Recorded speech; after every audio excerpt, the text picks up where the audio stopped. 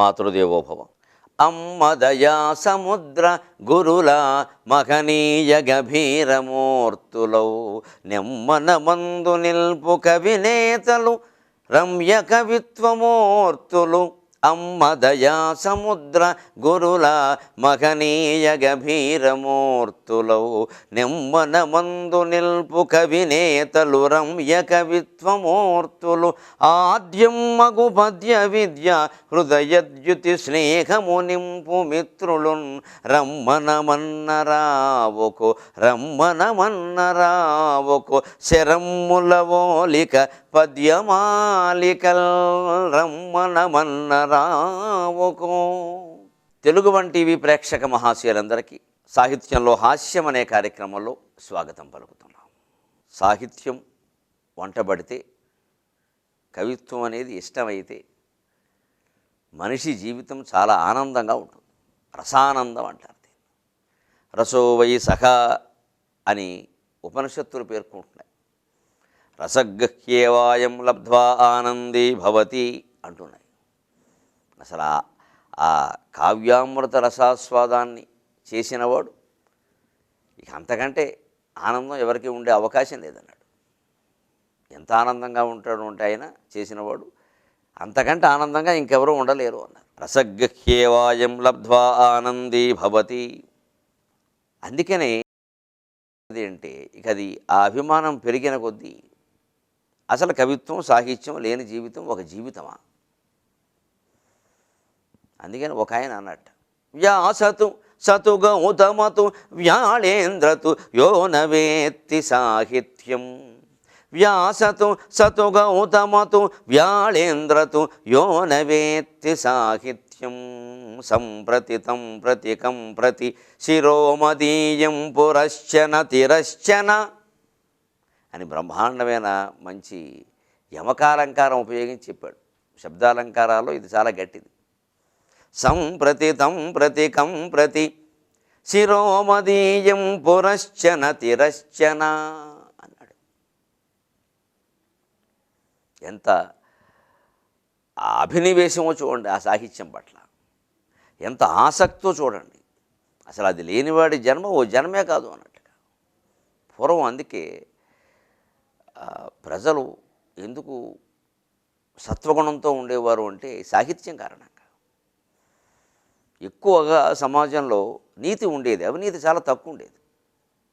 ఇప్పుడు ఒక 30-40 ఏళ్ళుగా అవినీతి పెరిగిపోయింది, ఆందోళనలు పెరిగిపోయినాయి, ఆత్మహత్యలు పెరిగిపోయినాయి, హత్యలు పెరిగిపోయినాయి, వ్యాధుల పేరు మీద దోపిడీ పెరిగిపోయింది. ఈ మొత్తానికి కారణం విద్యా వ్యవస్థలో మనం విద్యార్థుల్ని కవిత్వానికి, సంగీతానికి, చిత్రకళకి, శిల్పకళకి, లలిత కళలకి దూరం చేసేసాం. ఏదో కొద్దిగా సంగీతం, నాట్యం అనేవి ఇంకా కొంచెం కొనసాగుతున్నాయి. కాస్త వార్షికోత్సవ కార్యక్రమాల్లో ఎవరో నాట్యం చేయడం, ఓ పాట పాడడం జరుగుతుంది. అది కూడా ఏంటంటే ఆ కార్యక్రమం ప్రారంభంలో తప్పనిసరి ఏదో బలవంతంగా భరిస్తున్నాం అన్నట్టుగా ఒక అమ్మాయి చేత సంప్రదాయం నృత్యం చేయిస్తారు, భరతనాట్యమో కూచిపూడి నాట్యం, ఏదో మొహమాటానికి. ఇంకా తర్వాత అంతా ఇంకా శంకరదాదా ఎంబీబీఎస్, శంకరదాదా ఎంబీబీఎస్, ఇంకా అదే కూడా ఇంకా దానికి ఇంకా అంతు లేదు, అర్థమూ లేదు. అంటే ఈ మొదటిది ఎందుకోసం ఉంటే ఏదో దేవుడు చెప్పిస్తాడేమో ఆ మాత్రం, లేకపోతే అన్నట్టుగా అంతే. అందుకని మనం గ్రహించాల్సింది ఏంటంటే విద్యార్థులకి విద్యార్థి దశలోనే ప్రతి తరగతిలోనూ తెలుగు పాఠాలు ఖచ్చితంగా ఉండేలా చూడాలి. తెలుగు నేర్పని బడిలో మనం చేర్పిస్తున్నాము అంటే మన పిల్లాడి జీవితాన్ని మనమే నాశనం చేస్తున్నాం. ఇవాళ చాలామంది తల్లిదండ్రులు దురదృష్టవశాత్తు ఈ విషయాన్ని పట్టించుకోవడం లేదు. మా వాడి స్కూల్లో తెలుగు లేదండి, ఈ మాట మాట్లాడడం ఇంకోలా మాట్లాడండి. ఆ తెలుగు లేని స్కూల్లో చేర్పించింది మనమే కదండి, ఎందుకు చేర్పించడం? తెలుగు ఉన్న బళ్ళు ఉన్నాయి, అక్కడ బాగా చెప్పరండి. బాగా చెప్పడం అంటే ఏమిటి? తెలుగు లేనప్పుడు ఇంకా ఏ బాగా చెబితే ఏం ఉపయోగం ఏమిటి? అంటే మనంతట మనమే వాళ్ళు గణితం నేర్చుకోవాలి, భౌతిక శాస్త్రం, జీవశాస్త్రం, వృక్షశాస్త్రం, ఇదంతా ఎందుకంటే డాక్టర్లు, ఇంజనీర్లు కావడానికి, డబ్బులు సంపాదించడానికి. అంటే మన హృదయంలో లోపల ఉన్నది ఏమిటంటే డబ్బు సంపాదించడం. నిజమే, అంతా సంపాదించారు. ఈవేళ సంపాదించడమే ప్రధానంగా భావిస్తున్నారు. కాబట్టి అమానుషంగా ప్రవర్తిస్తున్నారు. అమానుషంగా అన్నం తినడానికి లేదు, అన్నంలో రకరకాల కల్తీ, పాలల్లో కల్తీ, నీళ్ళల్లో కల్తీ, చివరికి బ్రెడ్లో కల్తీ. కొన్ని రకాల బ్రాండెడ్ బ్రెడ్, పెద్ద కంపెనీల బ్రెడ్స్ కొన్ని తింటే క్యాన్సర్ వస్తుందని మొత్తం నివేదికలు వచ్చాయి. ఎందుకంటే నిలవ. ఈ నిలవ ఎందుకు వచ్చింది? ఎక్కడో ఒకచోట సంస్థ ఢిల్లీలో ఉంటుంది. ఆ ఢిల్లీలోదే మొత్తం దేశం అంతా వ్యాపిస్తుంది. అంటే లోపం ఎక్కడుంది? టీవీల్లో ప్రకటనల్లో వచ్చే బ్రాండ్లే గొప్పవనుకొని అవే మనం అందరం కొంటాం. స్థానికంగా ఓ కిరాణం కొట్టువాడు, బాబు మా ఇంటి దగ్గర మేము తయారు చేసామండి బాబు, మా ఇంట్లో పాలు పెరుగు నెయ్యితో తయారు చేసామండి అంటే మనం నమ్మం.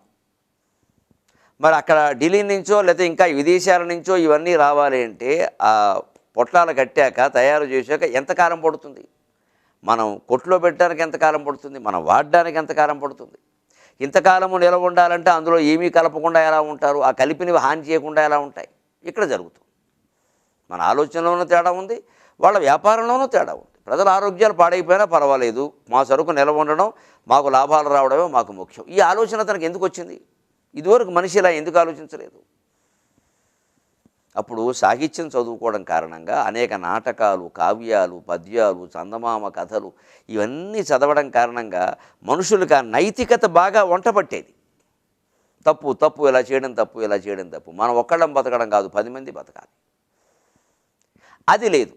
అందుకే ఈ కవి చమత్కారం కోసమే చాలా తీవ్రంగా ఉంటున్నాడు. అసలు సాహిత్యం తెలియనప్పుడు వాడు ఎవడైతే నాకే అన్నాడు. వ్యాసతు సతు గౌతమతు వ్యాళేంద్రతు యోనవేత్తి సాహిత్యం. వ్యాసుడవుగాక, గౌతమ మహర్షవుగాక, వ్యాళేంద్రతు 1000 నాలుకల ఆదిశేషుడవుగాక. 1000 ఏమిటి? 2000 నాలుకలు, తలకాయలే 1000 ఉన్నాయి. ఇంకెవరైనా అవుగాక.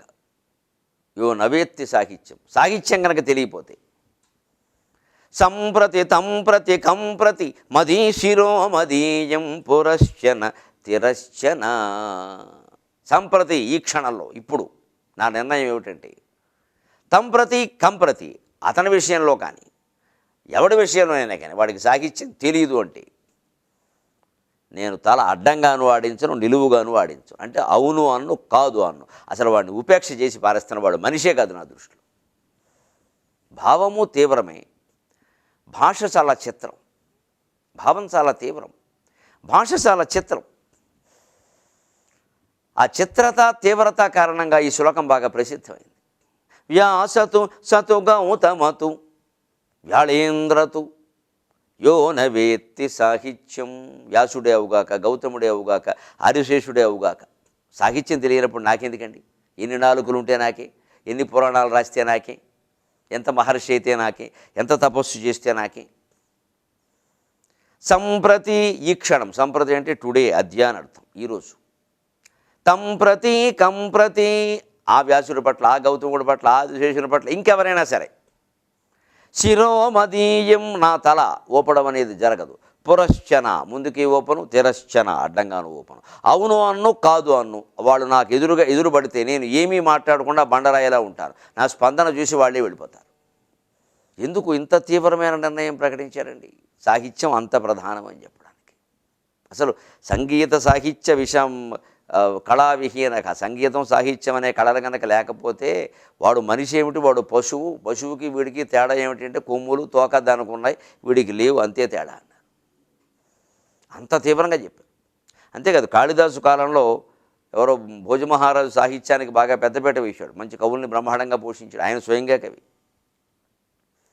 అప్పుడు ఎక్కడ రాత్రులు అరుగుల మీద కూర్చుని పండితులు కాదు, పామరులు కాదు, అందరూ కూడా సాహిత్యమే మాట్లాడుకునేవాళ్ళు. ఎవరో చెబుతుంటే ఇంకొకళ్ళు వినేవాళ్ళు. ఆ వినడం ద్వారా వాళ్ళ పాండిత్యం పెరిగేది. వాళ్ళు కొని చెప్పేవాళ్ళు. ఎప్పుడు ఇవాళకి కూడా మనం నేర్చుకోవాల్సిన విషయం అండి, అందరూ కవులు కావక్కల, అందరూ పండితులు కావక్కల.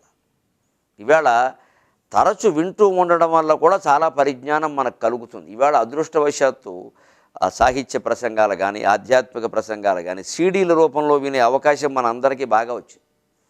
కారులో బోర్డు దీర్ఘ ప్రయాణాలు చేస్తున్నాం. కారులో వెళ్ళేవాళ్ళు ఎక్కువ ఇప్పుడు రైల్లో కంటే. జాతీయ రహదారులు బ్రహ్మాండంగా ఉన్నాయి కదా, విమానం రన్వేలాగా. మరి ఇన్ని గంటల ప్రయాణంలో ఏదో ఒక క్యాసెట్ పెట్టుకుంటే ఏదో కథ చెబుతూ ఉంటారు. ఖచ్చితంగా మీకు ప్రవచనాలు లేదా అవధానాలు లేదా సాహిత్య ప్రసంగాలు చేసేవాళ్ళకి వాగ్ధాటి ఉంటుంది. అసలు ఆ ధాటిగా ఉండేటువంటి వాక్కును వింటూ ఉంటే మనకి కూడా అది వచ్చినట్టే ఉంటుంది, అలవాటు పడుతుంది. ఒక్కోసారి అనుకరించడం కోసం మాట్లాడితే వచ్చేస్తుంది కూడా. అంతేకాదు అందులో విషయాలు 2, 3 ఒక్కసారి వింటూ ఉంటే మనం కూడా సొంతంగా ఊహించగలుగుతాం. అప్పుడు కొంతకాలానికి మనలో ఉండేటువంటి ఆ సృజనాత్మక శక్తి బయటపడితే మనమే కవి కావచ్చు.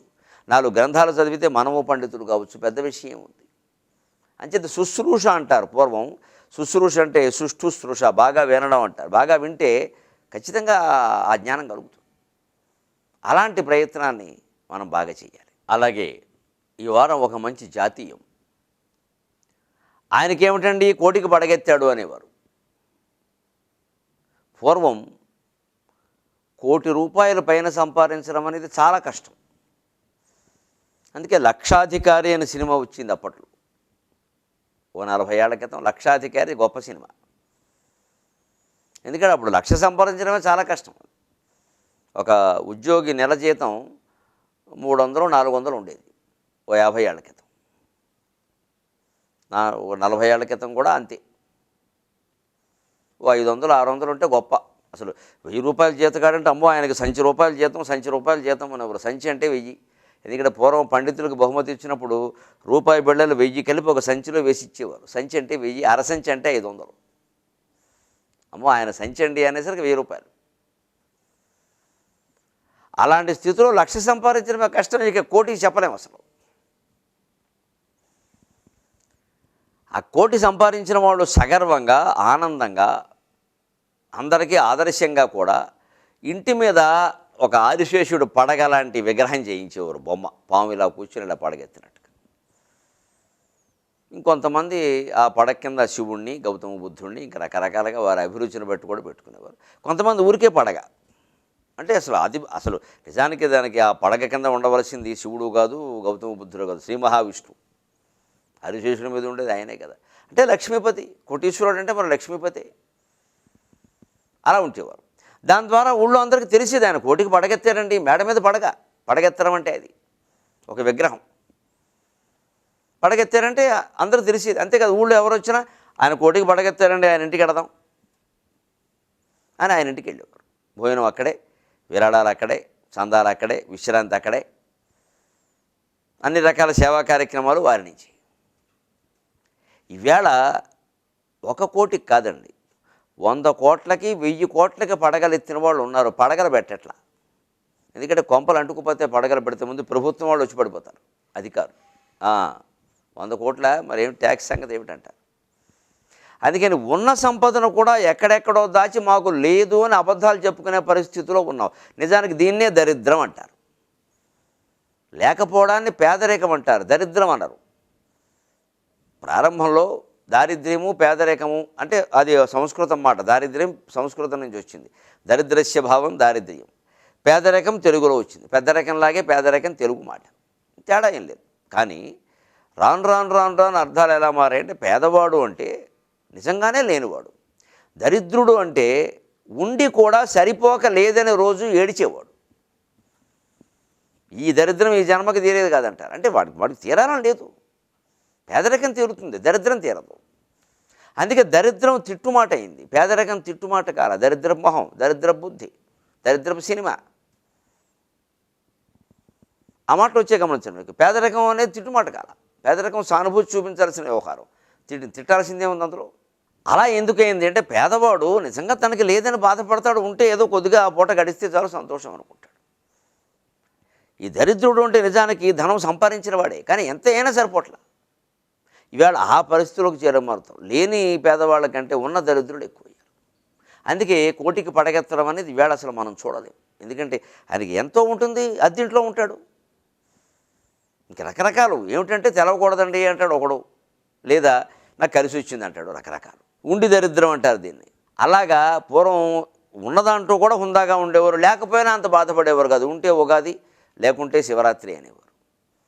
ఉన్ననాడు ఉగాదిలాగా శుభ్రంగా 6 రుచులు అన్నట్టుగా 6 రకాల రుచులతో పదార్థాలు వేసుకుని తినేవారు. లేనినాడు శివరాత్రి అంటే ఉపవాసం అని చెప్పేవారు, బాధపడేవారు కాదు. అది కోటికి పడగెత్తడం అంటే. నిజాయితీగా సంపాదిస్తే మనం కూడా పన్నులు కట్టవలసినవేవో కట్టేస్తే కోటి మనకు ఉందని చెప్పొచ్చు అండి, తప్పేముంది. ఈవేళ కోటి చాలామందికి ఉంది. 1 కోటి సంపాదించడం అనేది పెద్ద విషయమే కాదు. ఈవేళ ఏదో 100 కోటి అయితే ఆలోచించాలి, కానీ 1 కోటి పెద్ద విషయం కాదు. అలాగే ఒక మంచి జాతీయం. ఇవాళ ఈ కోటికి పడగెత్తినా కూడా పడగ పెట్టలేని స్థితికి ఉండి దరిద్రానికి ఎందుకు మనం లోను కావాల్సి వస్తుంది అంటే గొంతెమ్మ కోరికలు కోరడం వల్ల. గొంతెమ్మ కోరికలు కూడా చక్కని జాతి. ఈ గొంతెమ్మ కోరికలను తీర్చడానికి మేము ఇక్కడ సిద్ధంగా లేమంట. ఉద్యోగులకి, ప్రభుత్వానికి రకరకాలుగా వచ్చిన సమస్యల్లో కార్మికులకి, యాజమాన్యానికి వచ్చినప్పుడు ఈ మాట తరచుగా వాడతారు. ఈ గొంతెమ్మ కోరికలన్నీ ఎవరు తీరుస్తారండి? ఏమిటి గొంతెమ్మ కోరిక? గొంతెమ్మ వికృతి, కుంతి ప్రకృతి. కుంతీదేవి కోరికల్లో అంత పిచ్చి కోరికలు ఏమున్నాయండి? అసలు ఆవిడకి ఏం కోరికలు ఉన్నాయి? నిజానికి కుంతీదేవి ఎంత గొప్ప పాత్ర అంటే, శ్రీకృష్ణుడు వచ్చి అత్త శ్రీకృష్ణ యదుభూషణ అని నన్ను ప్రార్థిస్తున్నావు, శ్రీకృష్ణ యదుభూషణ నరసక శృంగార రత్నాకర లోకద్రోహి నరేంద్రవంశ దమన లోకావన దేవతానీక బ్రాహ్మణ గోగణార్తిహరణ నిర్వాణ సంధాయక నీకు మృక్కెద ద్రుంపవే భవలతల్ నిత్యానుకంపానిధి అని అత్యంతమైన భక్తితో కుంతీదేవి ప్రార్థిస్తుంటే శ్రీకృష్ణుడు వచ్చాడు. చూడ్డానికి వచ్చినట్టుగానే వచ్చాడు. వచ్చి అత్త రోజు ఇలా ప్రార్థన చేస్తున్నావు, నేను మేనల్లుండి అనుకోవట్లేదు, దేవుణ్ణి అనుకుంటున్నావు. దేవుడైతే మరి కోరికలు తీర్చాలి కదా, అందుకని నీకేం కోరిక ఉందో చెప్పమానట్టు. విపదస్సంతు నశ్యశ్వతు తత్ర తత్ర జనార్దన అందండి. ఆశ్చర్యకరంగా ఏమీ లేదు, నిజంగా నా కోరిక తీర్చాలి నువ్వు అనుకుంటే దేవుడువేనా మేనలుడువేనా, మేనలుడి రూపంలో ఉన్న దేవుడువేనా, దేవుడి రూపంలో ఉన్న మేనలుడువేనా, ఎలాగైనా మంచిదేనయ్యా. మాకు అప్పుడప్పుడు ఆపదలు వచ్చేలా చూడు, ఎప్పుడూ సుఖాల్లోనే మేము ఉండకుండా చూడమంది. ఇదేం ఆశ్చర్యం. ఎందుకత్తా ఇలా అడుగుతున్నావంటే, ఆపదలు ఉంటేనే భగవంతుడిని గుర్తుపెట్టుకుంటారయ్యా మనుషులు, సంపదల్లో ఉంటే గుర్తుపెట్టుకోరు, గర్విస్తారు, ఒళ్ళు తెలియకుండా ప్రవర్తిస్తారు. ఆపదలు వచ్చేసరికి మాత్రం ఆపద మొక్కలవాడా, ఏడుకొండలవాడా, వెంకటరమణ అంటారు వెంటనే. అందుకని మాకు ఆ ప్రార్థన ముఖ్యమయ్యా, ఆపదలు సంపదలు ముఖ్యం కాదు. భగవంతుడిని ప్రార్థించేందుకు అవకాశం ఇచ్చేటువంటి ఆపద సంపదతో సమానం కదా, భగవత్ ప్రార్థనకి దూరం చేసేటువంటి సంపద ఆపదతో సమానం కదా అని కోరింది కుంతీదేవి. అటువంటి కుంతీదేవి పేరు మీద గొంతెమ్మ కోరికలు ఏమిటండి? ఏం చేసింది ఆవిడ? ఎక్కడొచ్చిందంటే ఆవిడకి మమకారంలో తేడా, మమకారం వల్ల తేడా. కర్ణుడి పక్షానికి వచ్చేస్తే బాగుండు, పాండవులు యుద్ధంలో గెలిస్తే బాగుండు, ఇదే గొంతెమ్మ కోరిక. కర్ణుడు ఈ పక్షానికి వస్తే యుద్ధం జరగదు, కర్ణుడు లేకుండా పాండవులు గెలవాలంటే కష్టమే. మరి దాని పద్ధతులు దానికి ఉన్నాయి. అంచేత కర్ణుడు రావడం అనేది గొంతెమ్మ కోరిన కోరికే. ఎలాగో వల్ల కర్ణుడు రావాలి. అందుకే చివరికి నేను ప్రయత్నించాను అత్త, నా వల్ల కాలేదు, ఆయన దేనికి లొంగలేదు. ఏదో రకంగా కర్ణుడు లాక్కొచ్చేస్తే శాంతి జరుగుతుంది కదా, యుద్ధమే జరగదు. అసలు పాండవులు గెలవడం ఏమిటి, యుద్ధమే జరగదు. నాకు తెలుసు దుర్యోధన నమ్మకాలన్నీ ఆయన మీద ఉన్నాయి. అందుకని ఇక వీలు కాదు. అందుకే ఏవో ప్రలోభాలు పెట్టాను, అవన్నీ అతను ఒప్పుకోవడం నాకు తెలుసు. కానీ పెట్టాను, ఏదో నా ప్రయత్నం నేను చేద్దామని, కానీ కుదరలేదు. నువ్వే వెళ్ళు అడుగు అంటాడు. ఆవిడ అడిగినా రాడు. అలా కర్ణుడిని రావాలనుకోవడం, యుద్ధంలో ఆ కర్ణుడు రాకపోయినా పాండవులు గెలవాలనుకోవడం, కర్ణుడు వచ్చి గెలిపించాలనుకోవడం, ఇది తీరని కోరిక. ఈ తీరని కోరికలనే గొంతెమ్మ కోరికలు అంటారు. అలాంటి తీరని కోరికల జోలికి మనం వెళ్లకుండా ఉంటే కోటికి పడగెత్తగలిగేటువంటి ఐశ్వర్యం వస్తుంది, ఉండి కూడా దరిద్రం అనుభవించవలసిన స్థితి రాదు. ఇంకొక చక్కని జాతీయం చెప్పుకొని సెలవు తీసుకుందాం. వాడదో రెట్టమతం అండి, వాడదో రెట్టమతం అంటారు. రెట్టమతం అది రెట్టమతం అయింది, పలుకుబడి రెట్టేం లేదు అందులో. కన్నడంలో రట్టడు అని ఒక ఆయన ఉండేవాడండి, రట్టడు. ఇప్పటికీ ఆ శబ్దం రట్ట అనేటువంటి శబ్దం కన్నడంలో ప్రసిద్ధం, రట్ట. ఆ రట్టడు అని మనం అంటాం, వాళ్ళు అందరూ రట్ట అనే అంటారు. అందుకని మన దేవుడు అంటాం, మన వాళ్ళు దేవరా అంటారు వాళ్ళు. రట్ట. ఆ రట్ట అనేవాడు ఎలా ఉండేవాడంటే, ఎవరు ఏం చెప్పినా దానికి వ్యతిరేకంగా ఏదో ఒకటి చెప్పాడు, విచిత్రంగా వాదించేవాడు. అతని వాదనా శక్తి ఎంత గొప్పది అంటే, అతను చెప్పిన దాన్ని అంగీకరించాల్సిందే, ఇంక దాన్ని ఏం చేయలేము. ఇంకా ఆ రకంగా చాలామందిని ఆకట్టుకునేవాడు. అన్నింటినీ ఎడ్డమంటే తెడ్డమండం, తెలుగులో అదో జాతి ఉంది. ఎడ్డమంటే తెడ్డం, పెద్దవాళ్ళు ఏం చెబితే దాన్ని కాదండం, దానికి ఏదో విపరీతమైన వాదనా పట్టమే. కాదనేవాడు ఎవడు లేడు. ఇంకా వాదనకి లొంగే విషయాలు చాలా ఉంటాయి, ఎందుకంటే వాదన అలా ఉంటుంది. మరి హేతువు ఉన్నా కాదని ఎలా అంటాం? కానీ హేతువుకు అతీతంగా కూడా కొన్ని ఉంటాయి. ముఖ్యంగా భగవంతుడు హేతువుకు లొంగుతాడు, ఏం అభ్యంతరం లేదు. కానీ ఆ వెతకాల్సిన విధానం ఏమిటంటే, ఏదో మనం వస్తువుల్లో వెతకూడదు భగవంతుడు, వస్తువులకు అతీతమైన వాస్తవంలో వెతకాలి. అప్పుడు హేతుబద్ధంగానే దొరుకుతాడు. నేనెవరు అనే ప్రశ్న హేతుబద్ధంగా వేసుకోగలిగితే భగవంతుడు ఖచ్చితంగా దొరుకుతాడు. శంకరాచార్య చెప్పింది అది, రమణ మహర్షి చెప్పింది అది. కానీ అది ఎవరికి వారికి అనుభూతమయ్యే విషయం తప్ప మళ్ళీ తర్వాత ఇంకొకళ్ళకి అర్థం చేయించే విషయం కాదు. ఇలా వస్తాయి మామూలు భౌతికమైన విషయాల్లో అన్నీ కొన్ని అందుతే కొన్ని అందం. అందుకని రటమతం అనేది వ్యతిరేకించే మతం అనే అర్థంలో వచ్చి చివరికి అది రెటమతం అయింది. మళ్ళీ వారం రోజుల్లో కలుద్దాం. అంతవరకు తెలుగులో మాట్లాడదాం. సమాజంలో ఎవరికి ఎడంవైపు వెళ్ళాలని నిబంధన, నేను ఎందుకు వెళ్ళాలి చెప్పడానికి, నువ్వెవరంటే తీసేద్దాం నిబంధనలన్నీ, ఎవరు ఇష్టం వచ్చినట్టు వాళ్ళు ఎడదాం. అన్నీ నల్గొండ బస్సు ప్రమాదాలే అవుతాయి. అదే చెబుతున్నాను ఇక్కడ.